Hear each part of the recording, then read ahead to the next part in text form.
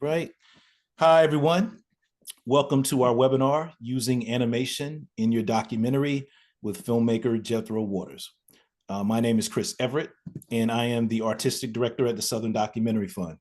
The Southern Documentary Fund is a nonprofit that cultivates documentary media made in or about the American South. We believe that media has the power to change lives, and we provide makers with resources to champion Southern storytelling, serving as a leading advocate, providing filmmakers and artists with professional support, filmmaking grants, and fiscal sponsorship. Often, documentary films rely solely on talking heads, verite footage, and archival to tell a story. One of the most compelling ways to improve the visual recipe to break up the standard visuals of documentary is to incorporate animation into your film. This webinar will cover animation styles, budgets, methods for building illustrations, and visual ideas, storyboarding, DIY animation, when to use animation and when not to use animation, and more. Also, tickets are on sale for the 2025 Southern Documentary Convening, which happens June 6th through the 8th in downtown Durham, North Carolina. The Southern Documentary Convening is an annual 3-day conference for first-time emerging and experienced documentary makers, taking place this year in Durham, North Carolina. Attendees will benefit from workshops, panel discussions, and networking opportunities with industry professionals. The event aims to provide both practical skills and artistic growth through personal connections and relevant discussions. So definitely get your tickets now for the Southern Documentary Convening happening June 6th through 8th. I'll be adding the registration link in the chat box throughout today's session as well, if you want to go ahead and get tickets to the Southern Documentary Convening, which is June 6th to the 8th in downtown Durham, North Carolina. But all right, we're ready to roll. Jethro, the ball is in your court. I'll go ahead and pin you to it.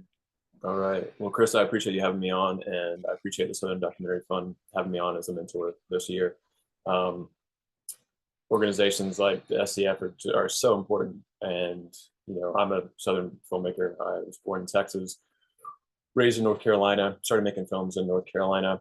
But I won't go too far down the backstory of my filmmaking career, so we have a lot of time.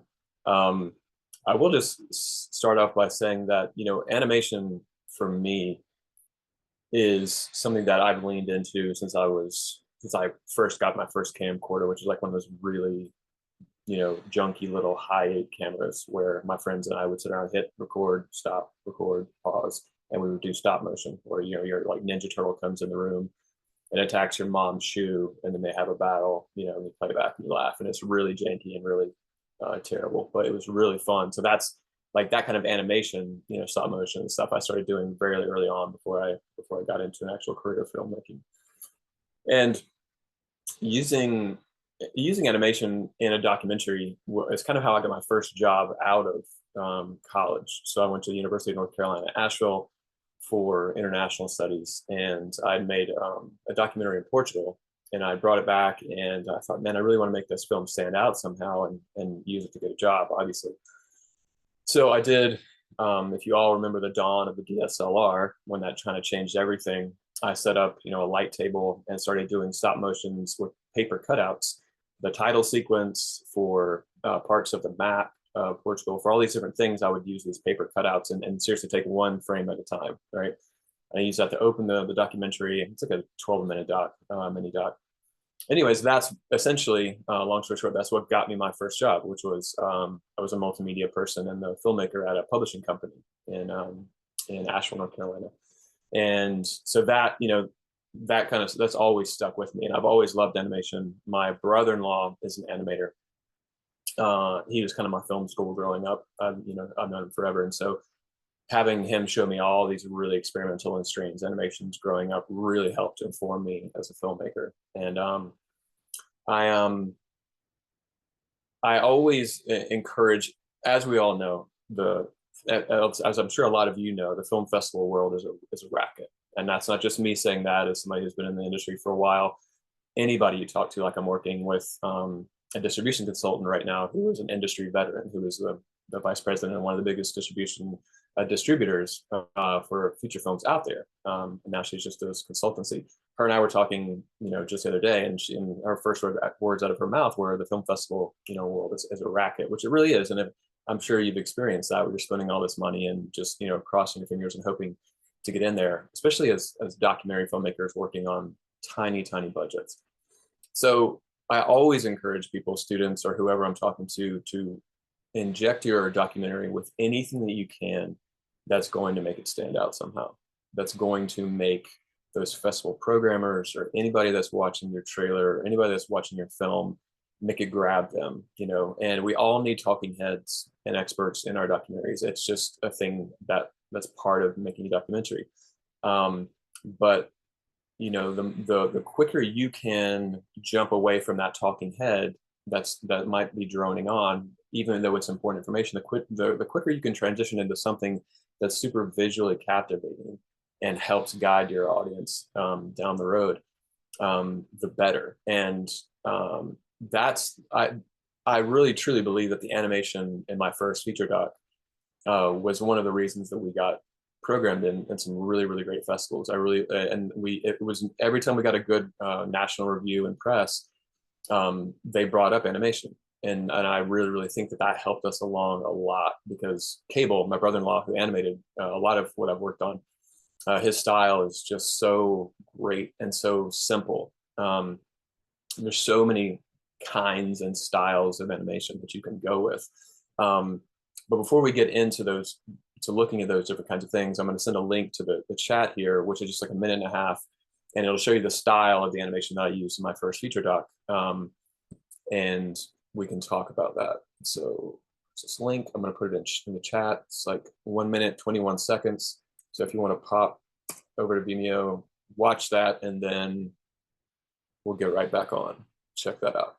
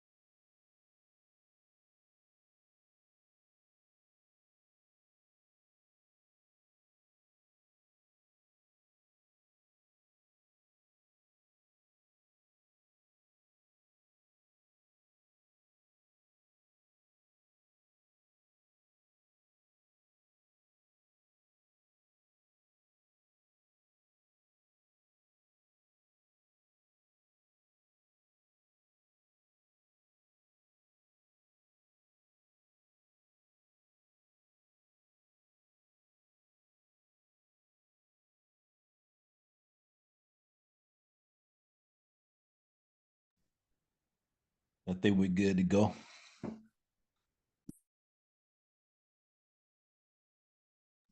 Oh, Jethro, I think you're on mute. Thank God for Chris, right? I'll be talking to you guys looking like a bonehead. All right, so that is the film is about a photographer in North Carolina named Burke Uzzle, and obviously that's the description that he's giving of how the darkroom process works, why it's magical to him, why you saw like him saying all these really wonderful things, that if you are a photographer, if you understand darkroom chemicals, you've been through that process. But if you don't, it's a really magical thing to watch happen. And that was one of the first things that my animator and I we talked about when I had shot a lot of the film, and I knew I wanted a lot of it animated. That's one of the things we talked about, was that was the first part that we broke into and said, all right, let's cut this down and let's figure out how this works, how we're going to illustrate what he's talking about. Because it's one thing to hear a celebrated, he's a legend. Burke Uzzle is an absolute legend.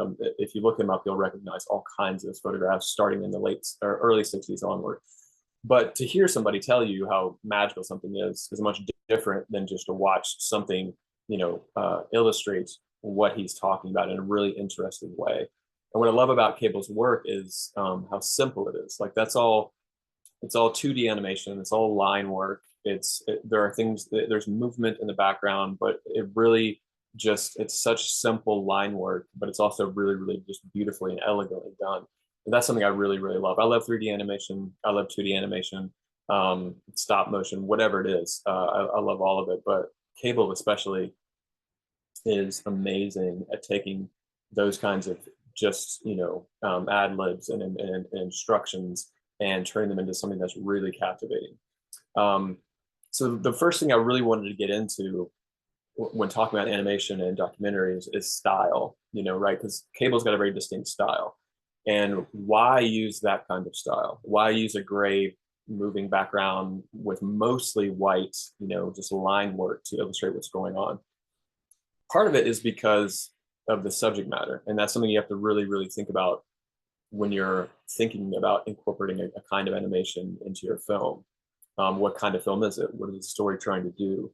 What I really wanted to do was to make sure that we were going to use a style that was going to be cohesive, that we could use it multiple times throughout the film, and that nothing was going to get too cartoony or because of the subject matter we were covering. That is just an explanation of the darkroom process, right? But we get into really serious discussions about race. We get in civil rights, a lot of tragedy, that he photographed over the years. And so we wanted to make sure that we were approaching it in a way that could do all of those things. Like he tells this really great story about the evolution of cameras, and it gets really, it's funny and there's levity there. But he also, talks about photographing a KKK rally in 1964 for Life magazine, and that's really dark. And so how do we pick a style that can do all those things without doesn't get too cartoony and still doesn't lose the audience and still keeps them really captivated? And we thought this kind of style, that's line work, that's dark, that's very simple and easy to follow, that doesn't overcomplicate itself, was the way to go. And I think it worked really well. I'm really proud of how Cable managed those illustrations, and to make some funny moments be really great, and to also when they need to be really, really serious, be really serious. So that's just kind of the first thing I think when you're looking at your doc, whether you're just starting it, whether you're in the middle of it and you have half your footage done, or you're at the end and you're like, okay, I've got all these sections that I would like to enhance somehow. Maybe animation is the answer. That's really the first thing to think about. I mean, is okay, so if it's an animation, what style animation is it, right? Is it is it anime style? Does that enhance, if you're making, a documentary about an action hero, that would make sense, right? To have something that references something that people know and will watch all this, actiony animation happen. Are you making a film about psychedelics, right? Then you just go absolutely bonkers, which would be great. Find somebody who does really great, super trippy psychedelic animation that also understands, the basics of the story you're trying to tell, and just go bonkers. So it's something to sit on a day or two and think about, what style do I want for this story, and then start looking at animators. Yeah, I'm seeing this over here. Anybody who's got questions, feel free to interrupt at any moment, and we'll start talking. I'm happy to field questions throughout this. But style is the first piece of it for me, because you can start thinking about that at any part of the process, right? And it's one of the first things to figure out what style is going to make this film work. And it depends on whether it's a short film or whether it's a feature film, how many times you plan on doing animation, but you want a style that doesn't distract from the story you're trying to tell, that meshes with the story that you're telling, and really just does the job of enhancing rather than distracting.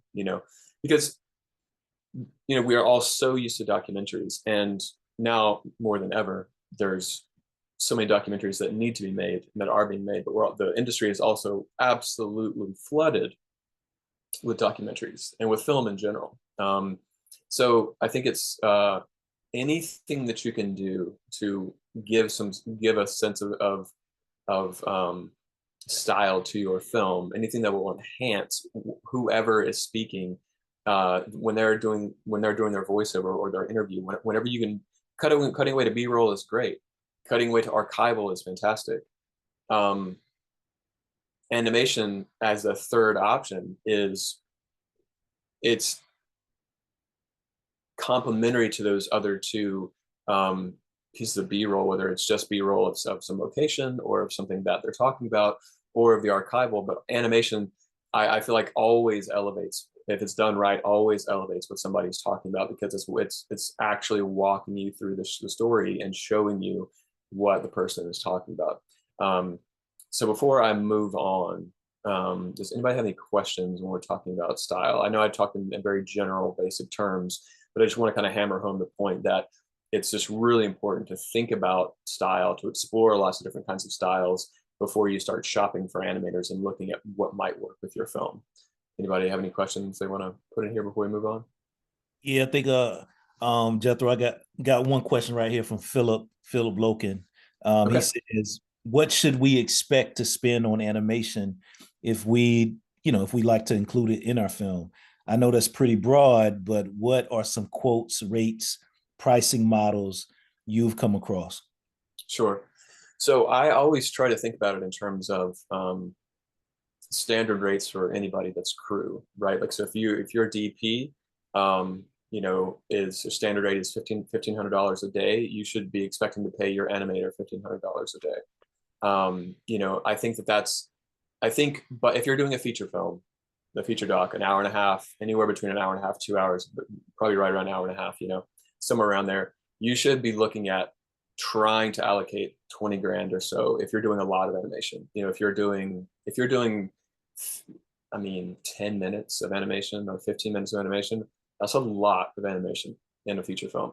And so, and those animators, just like everybody else on the crew, have got a very specific set of talents that it's hard. Animating is hard. I know because I've done very super simplistic animations for music videos and other things that I'll show later. And it took a lot of time, like a week's worth of time, just to do really simple line animation on top of video. That's something I can actually get into right now. But I would say, thinking about bare minimum, I would say look at somewhere between the realm of $10,000 and $20,000, allocating that for an animator. And I mean, when you think about something like the new Cosmos series that Neil deGrasse Tyson did, right? The Cosmos, was it the Space-Time Odyssey? I'm sure most everyone in here has seen that. If you haven't, you should. It's great. It's wonderful. It's awesome.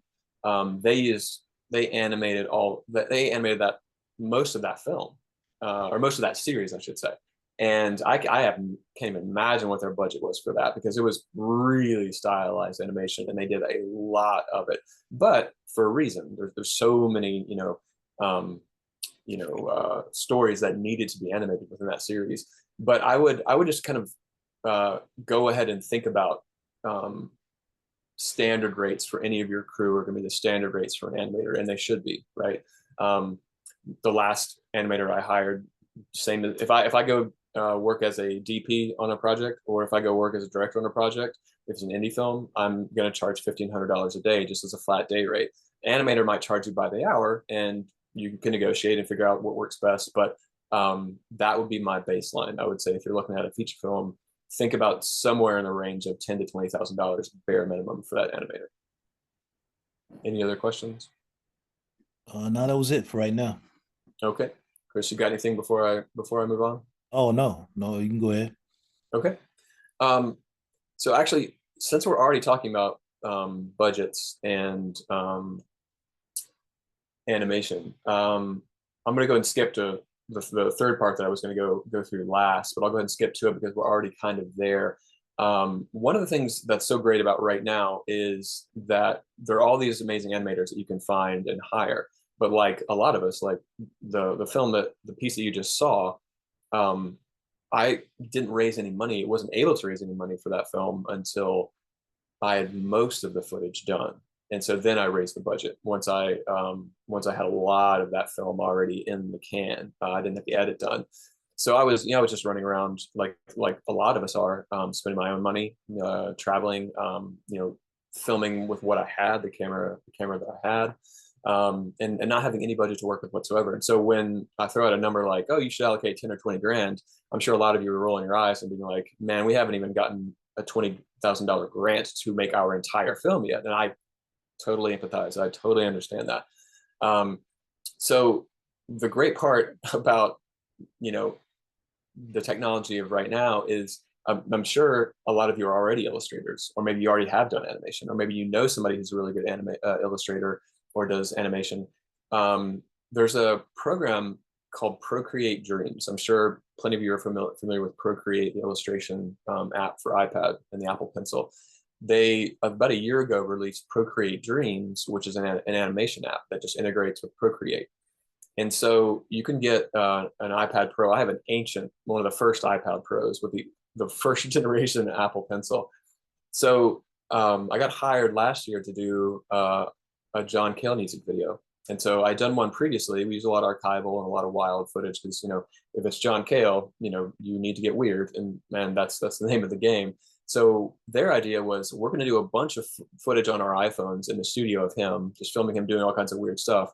We're going to send it to you, and then you make it into something. And I was like, all right, I'm just going to animate over it. And so my niece came to visit, and we sat down. She had her iPad, I had my iPad, and we had two Apple Pencils.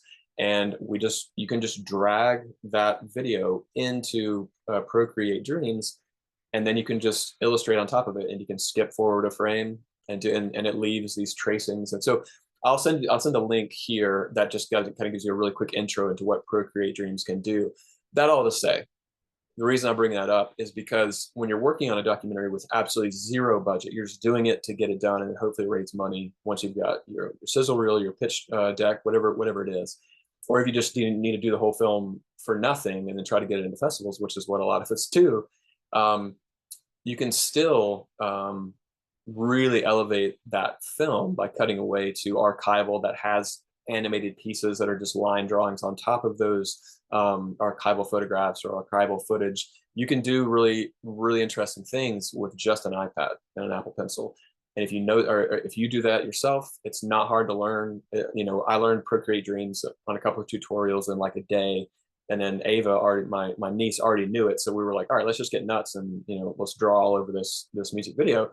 And it's wild, and it turned out really fun. And then John and his management and the record company loved it, and that was it.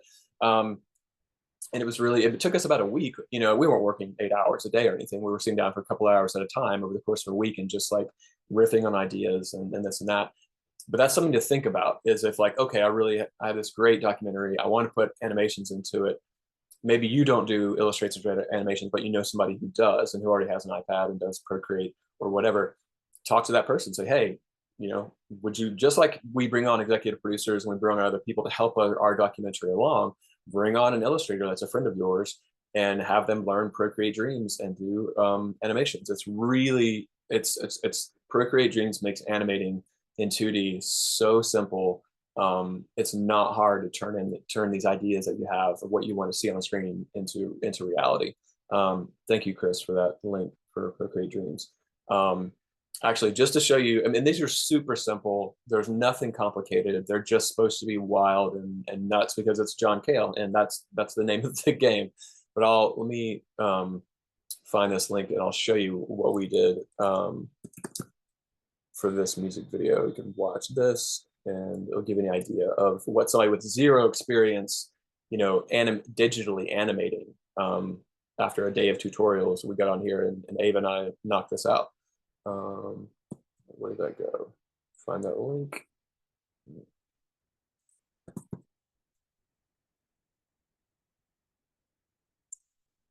All right, here we go. It's about 4 minutes long.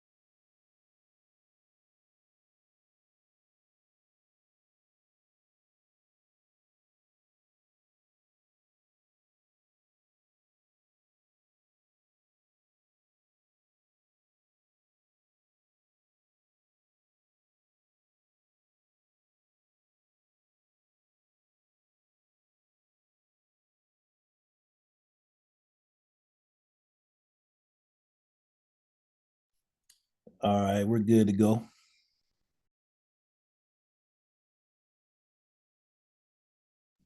I'm still muted. All right. So yeah, and so that's not complicated stuff, right? That's all line drawings.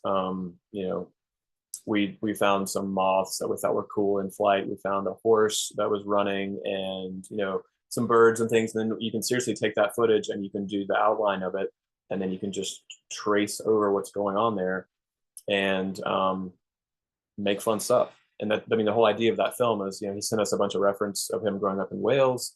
I wanted to be, out there, hear the references and just go nuts. And that was it. And so that's, I throw that out there because that's not documentary at all, but there's a lot of archival footage being used there. But we were doing all these montages and all of these different sequences with paintings and drawings over those archival pieces, which made them look a little cooler than they did just by themselves. And so that's another way. And when you don't have an animator that you can spend a ton of money on, right? Guaranteed you have a friend who's an illustrator who can run Procreate Dreams, or you can do it yourself, right? If you draw, or if you like to do those things, it's really easy to learn that program. And once you get the trick of like doing a line or a sketch and then clicking over to the next frame, and you can see what you've done previously and follow it. It's really, really quick. It's not hard. It just takes a long time. And as indie documentary filmmakers, what do we have the most of? Time. Because it takes a lot of time to do any of this. So that's just one thing I wanted to bring to everybody's attention. If you haven't messed with Procreate Dreams, you should definitely mess with it, or find somebody that loves to illustrate and get them in your film. Turn them into a filmmaker. Anybody have any questions about that before I move on? I know we had one quick question from Caroline. Okay. She said, is graphic design different from animation? For example, if I want a map of a neighborhood changing over decades with different populations moving in and out, would that be graphic design or animation? Yeah, I think animation just incorporates graphic design, right? I don't think it's the other way around. I'm sure maybe a graphic designer could prove me or tell me I'm full of it. I think when you're talking about graphic design, you're how would I explain this the best? I think an animator is an expert at graphic design, essentially, right? I think there's lots of graphic design specialists out there who do design like all sorts of things, either from user experience to web to whatever, that aren't necessarily concerned with animation. So I think if you're trying to animate a map evolving over time with populations, a graphic designer might be familiar with After Effects or Procreate Dreams or some program that will allow you to morph those things and change those things and add those numbers and population going up and down, rolling through the numbers, those kinds of things. But any animator out there will know exactly how to do that. They don't necessarily need to be have the title of graphic designer. That's what they're doing is designing motion graphics. So yeah, I assume in 2025 that most any animator is familiar with graphic design or is really good at it, and vice versa. That there are jobs out there like that link there. Motion graphics is a big career, right? Where you're just animating, you're designing things and animating them mostly in After Effects and in some other programs.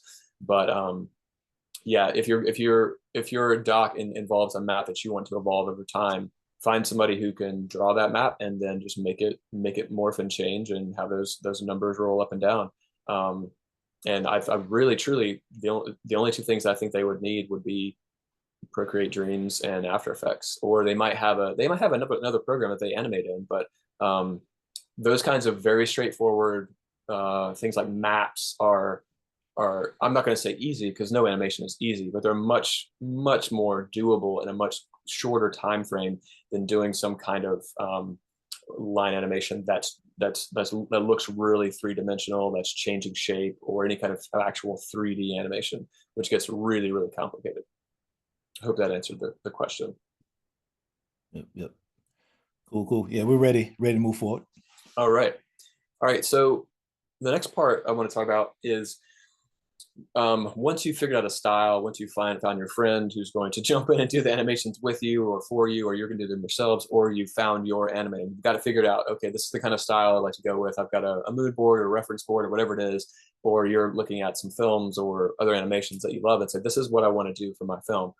Once you got that figured out, how do you then figure out where to put it, how it goes, what's actually happening in the animation? And then how do you communicate between you and your animator if you're not doing it yourself, which I'm assuming you're using a pro animator at this point, which is great if you can get a hold of a pro animator to do that, because they're fun people to work with. I worked two different ways, and I've worked two different ways with animators before.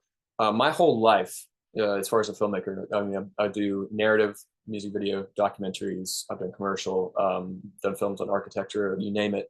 So, but it doesn't matter what genres. And my whole life is basically this, which is just note cards cut in half with my notes and drawings and whatever, that are all up across my walls. So whatever film I'm working on, this is essentially the Bible that I'm working with, of whether it's storyboarding a narrative, a script, whether it's figuring out the pieces of the documentary that I've shot and how they go together. And it took me a while to go back to the caveman, tactics of using just note cards on a wall. I tried so many different ways digitally to arrange my thoughts. I've tried so many different really clever ways to orchestrate things. But for some reason, when I write it down with a pen on a note card and I start putting them on a wall where I can look at everything all at the same time and step back from it, all the pieces start to make sense to me. And I start seeing where the connections are and what I need to get rid of, where I need to rearrange things. And so that's essentially what Cable and I did with F11, which is the piece that you saw. There's another longer, a 4-minute clip I'll send you in a second, which it's more detailed. It's a much darker part of the story. But we picked out, okay, let's do 3 animations for this film, totaling, I think it's like 12 minutes. And for the longer ones, they're like 4.5 minutes long. You need to really have those storyboarded out and figured out. And so, like a lot of us, most of our documentaries are filled up with people talking about a subject or talking about someone or talking about their lived experience. So then you're culling your interview down and culling your interview down. And so then once you've got that down, you can just take that voiceover and start storyboarding from it. Okay, what's going to be the best representation of what he or she is saying here?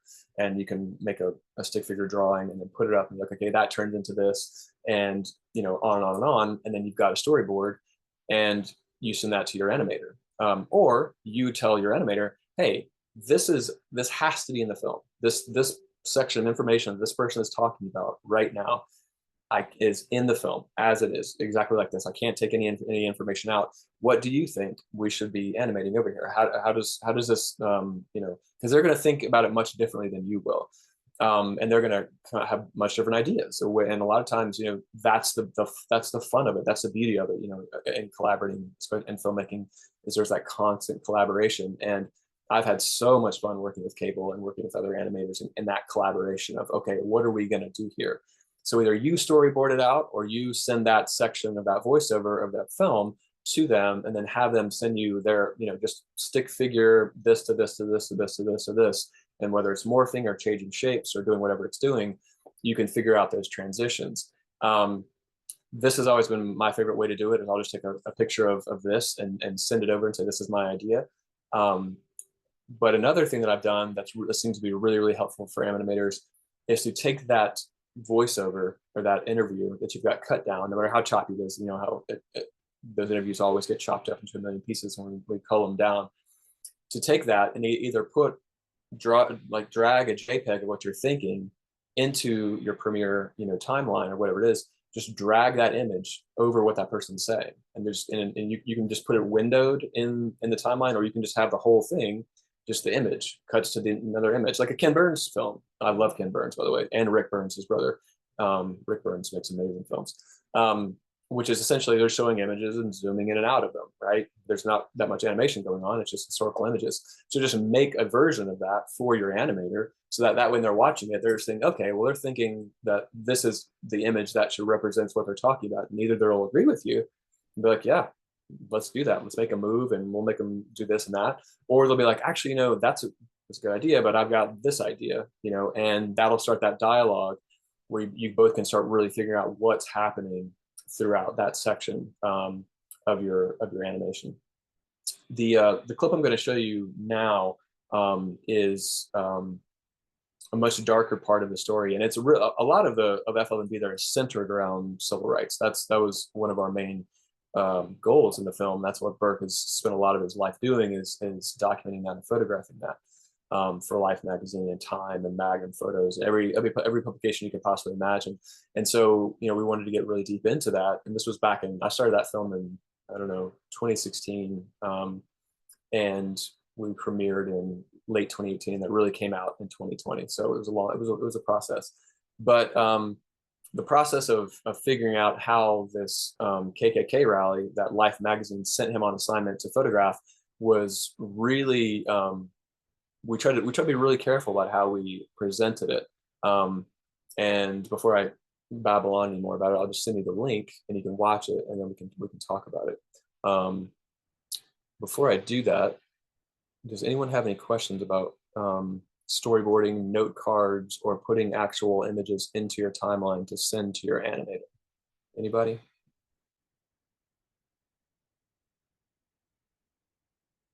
Nope. Good. Okay. All right, so here is the link, and it'll be about 4 minutes.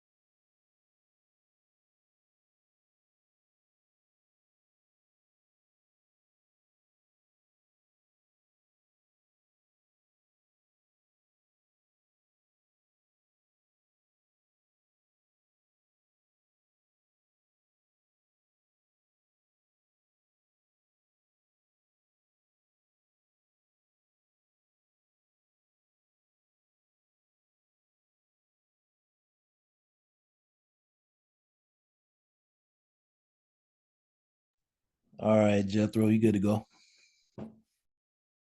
Oh, you muted. 3 times in a row, man. Every time. Um, so yeah, that is the second of 3 animations that we did in the film. Um, and that was a really interesting process for going back and forth and figuring out what we wanted to show and how we wanted to show it. And Cable's amazing. Cable just, any idea that I had, he had a better one, and yeah, those animations were really elevated that stuff to maybe even darker than it would have been if he'd just been talking about it and I'd have been zooming in and out of some of those negatives and those photos. Those are really terrifying photos. But you know, I feel like the animations really help guide that story along, especially since he had a high school buddy who was in the crowd that we didn't know about. Um, so Oh, that's awesome. Thanks, Carolyn. Yeah, the Burke's eyeglasses are really kind of iconic. Like he's got these really interesting ones that look like, I don't know, there's some person from space designed them so that we use them over and over again in the film to kind of signify him in these animations.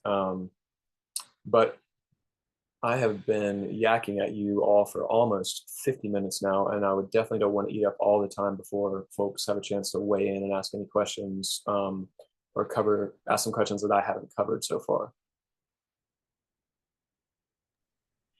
Well, I got a question, Jethro. Sure. I guess when I guess kind of go back to talking about, I guess, the best way. So, like, say if we're working on a film, we want to have some animation. I guess what's the best way, I guess, to start mapping it out to find out where you need to place certain animated sequences? Do you kind of just put together maybe a string of some scenes for your animator and say, hey, what about this? What about that? Like, what's the best Mm, approach, I guess, to get it, I guess, set up for the person right. that's doing animation for you? Right. So for me, like Chris, you're a musician, I think, right? I do a little bit. Yeah. Yeah. So I always think about post production, especially in terms of music and in terms of rhythms. And I always think about like, where's the beat for this in this film? If I'm going to put 3 animations in this film, where's the right moment for that? Like, where does that fit in the rhythm of the film? And then also, it's not just determined on that. That kind of sounds, just uh, like some stylistic nonsense. But it's true for me. Like I really try to figure out what part of the film is going to hit exactly when it needs to hit, and the rhythm of the film and how it's edited and laid out. And if you're thinking about a film in 3 acts, as we a lot of us normally are, or three parts, where is the beat for that animation going to come in, and where's the most appropriate spot? But it's also in terms of the material that you have, like what is Burke talking about that I've got plenty of. I mean, I have nothing but pictures. I have tens of thousands of pictures that he's taken over the years, and I could just keep flashing those on the screen, but I don't want to. I didn't want to. I have no intention of doing that because we're already showing so many pictures of his throughout the film. So I was thinking, okay, well, I've got photographs that I could use, but I need motion here, and I need to take the audience out of him talking, or out of him in the studio taking photographs, or out of archival of all the things that we've been doing, and put them in a totally different space where all that matters is the story that's being told. And so that's the second factor, is what are the parts of the film that are extremely important, where you want to take your audience to a different place other than what you've been showing them, whether it's talking heads or archival or whatever, that are really important, that deserve to be elevated, right? So for F11, it was the dark room, which a lot of people have had experience with, and a lot of people don't know what the dark room experience is like. Second part was that clan rally, which is, none of us have been to that, hopefully, except for Bert, and that was a really important part to animate and to give even more darkness to. And the third part that we don't have time for, but it's a section where Bert explains the history of cameras. Essentially, he talks about himself being a little kid in the early 40s, getting a Brownie camera, taking pictures, for the local post office, riding his bike, delivering the paper where his pictures were in the paper that he was delivering. And he walks us all the way through going to Vietnam and taking pictures with his Nikons and his Leicas, all the way up into digital medium format photography with these monsters that he's using now. And so there's, all these cameras keep morphing into the next camera, the next camera, the next camera, which was really super fun. And he's telling jokes throughout, and so those are the three parts that I knew. I don't just want to show a picture of a large format camera. I don't just want to show a picture of a medium format camera or Burke holding his Nikon in 1970 in Vietnam. That's something that's really important, that all of the people who are camera geeks and anybody would probably like to see the evolution of cameras in real time, told through a living piece of human history, an icon of the medium. And so those are the two things that I try to think about, like when and why to animate. It's okay, where does it really fit in the story, where it's going to catch somebody as they're starting to get lulled into, what this film looks like and what it's about. When are you going to be able to catch them on that right beat to where it takes them to a new place, and like, oh, and they're reinvigorated for, the second act, and then for the third act. And then also, where's the most important information that I might not have enough archival for, or that just deserves to be animated, to spend the money on and the time on. Ooh, excellent, excellent. Yeah, we got a couple more questions, man. We got Okay. Cody here. They're saying, when working with an animator, what legal paperwork do you use, like whether it's contracts, releases, etc.? Right. So typically you're using a work for hire contract. So you own the rights to it. That's what you should expect. If you're paying the daily market rate, whatever it is, whatever the animator is telling you, then as that intellectual property stands in your film, you should own the rights to it in perpetuity. So that being said, there's a million deals that you could work out with animators if you don't have the budget. And I should not be the person giving producer advice, when we're talking about animation. But most typically, you're doing a work for hire contract with that animator to create the imagery for your film. Cool, cool. David, they have a question. Great animation. Can you talk more about working with the animator? What software did they use? For example, with the line drawings of the map. Yes, I don't remember what. I know that he wasn't using Procreate. Obviously, it didn't exist back then. And I don't remember what software he was using. I know that Cable used for a long time one of those pads that has the pen that's not even on the screen, and he would just animate that way. And he was I don't remember the software he was using back then, but I know that a lot of people animate. A lot of people animate in After Effects. A lot of people use the iPad. There's also I can't remember the brand name, but there's a specific computer that's set up as a giant tablet that does nothing but that. It's got a trackball and all these buttons that are allocated for just doing animations, where you click next frame and you can just really move. But I'm not sure what software he was using for that stuff. But yeah, any other specific questions about working with him, I'm happy to answer. What specifically did you want to know about working with Cable, other than the software? Let's see here. Guess we'll wait until they put it in there. I think he was just saying, can you talk more about working with the animator? I think it Yeah. was specifically more about the software Yeah. that you were using, but you kind of answered that. Cool, cool. Well, okay. Well, yeah, we'll go ahead and wrap this up, man. This was great. This was great. Let me go ahead and get myself back on screen here. But yeah, man, this is excellent. I guess before we wrap up, hold on one second. I think okay, we got one more from Jasmine real quick. Okay. Do you have any film recommendations that showcase a great use of animations? Yes, I always tell folks to go watch the movie, the documentary "Beauty is Embarrassing." Okay. It's about this artist named Wayne White, and Wayne came up as he was building puppets and all kinds of stuff for Pee-wee's Playhouse, is where he got his big break. So he did voices for them, and but he went on to direct all kinds of and create those iconic Peter Gabriel stop motion music videos. He did the Smashing Pumpkins, Tonight. He's won all the Emmys and done all the stuff, and he's this really totally goofy, overalls wearing hillbilly dude playing a banjo, and creating the weirdest props ever. But that documentary, Beauty is Embarrassing, and came out in 2012. They use his animations. They use their own really tripped out, really interesting animations. And it was directed by two people who are both artists and illustrators and animators. So it was really cool the way that they made that film. But anybody that's on here, if you haven't seen Beauty is Embarrassing, I believe it's on Prime or somewhere. It's not that easy to find, which is silly because it's an incredible portrait of an artist, and he's just really hilarious in general and makes amazing art. Go check out Beauty is Embarrassing. It'll inspire you to want to make a documentary, want to make sculptures, want to make paintings, want to make animations. It'll do all that stuff. That's my recommendation.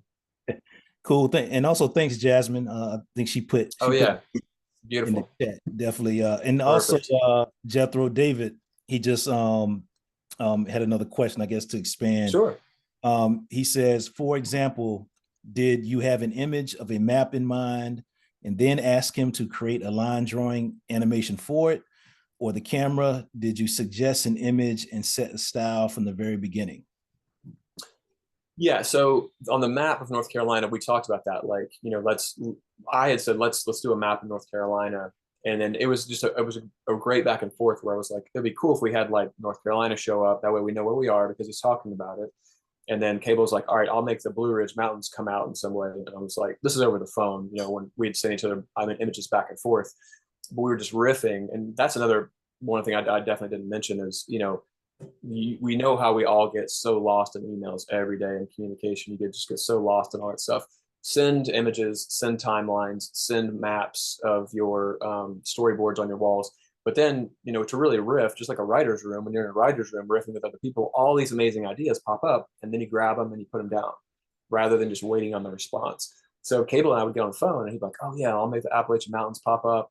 And I was like, that's cool. And then he was like, and then the Appalachian Mountain will turn into KKK hoods. And I was like, oh my God, that's even better. That's perfect, right? Not, I lived in Nashville for most of my life, so I love the Appalachian Mountains. But it was just that idea of like getting together on the phone and riffing, and then all those ideas would pop out.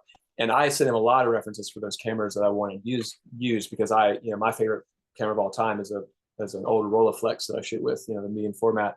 So I wanted that one used. And then I picked out a picture of the old Leica, the Nikons, and then all the other things that they morphed into. I would send him an image, and then he would manipulate it and turn it at a certain angle and do all these cool sound effects and stuff on it.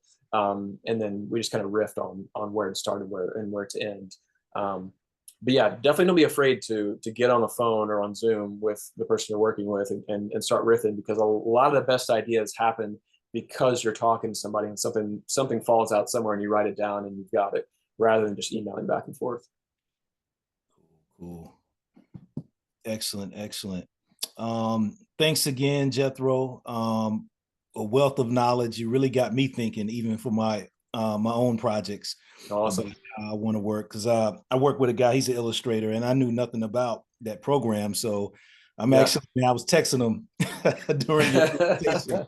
Said, man, you got to check out this program, man, because he's an excellent illustrator. Yeah. So I'm like, man, let's go ahead and try to do something with this program and see if we can bring some of these illustrations to life. So thank you so much for this webinar. I know folks in the chat, man, they got a lot out of it as well. And also, before we go, man, let us know like what you're working on. What's next with you? Sure. Oh, and just a note too, for your buddy, the illustrator, and everybody else here, Procreate, the illustration app, and the Procreate Dreams app are they're like $15. They might be more now. I don't know, but they're and it's like a one-time thing that you pay. It's not like a subscription. You buy that thing, it's on your iPad, and you're good to go. Like I've been using Procreate for like 5 years now, just for titles and stuff. But that's what's really great about that is there's no subscription needed for that stuff. Yeah, so what's going on next is right now I have a film that's still in film festivals. I'm working with a distribution consultant. She's shopping it to distributors right now, so we've got some really good leads. That film is a really dark Southern comedy satire about this, where I grew up in the South, called Gunfighter Paradise. That's making its rounds in festivals right now. I have a feature documentary that I'm shooting currently about the world's most recorded drummer, who's like he's like a Burt Guzzle of the drum world. He's just been everywhere and done everything from Stevie Wonder to Aretha Franklin to James Brown, you name it. He was a drummer. A guy named Bernard Purdie, and he created the drum beat called the Purdie Shuffle. So look him up. He's really cool. I'm doing a documentary feature on him, and I also have a feature script based on the first women ever accused of and executed of witchcraft, which predates Salem by 40 years. Happened in Connecticut. That is currently optioned by some producers and shopping at the studio. So that's what I'm working on. That's what all the emails are zipping around these days that we're working on. Great, excellent, man. But like I said, thank you again. We appreciate it. But yeah, everyone, definitely join us at the convening this year, June 6th through the 8th. If you want to, connect with folks like Jethro and others, man, who have been doing this for years, have wealth of knowledge, definitely come to the convening. I've put the link to it to buy your tickets now. You can go to southerndocumentaryfund.org. Get your tickets now to the convening. Also join us for our next webinar next month. I think it's May 20. Let me see here. I think it's May 28th. Hold on one second here. Yep, May 28th. We'll be doing our next webinar, Ideation and Aesthetics, Creating Documentary Films for Your Folks, with Zaire Love. So definitely come check that out, May 28th, for our next webinar, and also join us for the convening as well. Again, thank you again, Jethro. Really appreciate it. And everyone out there, y'all have a good one. Thanks, Chris. Thank you, everybody, for having me. Great to talk to you.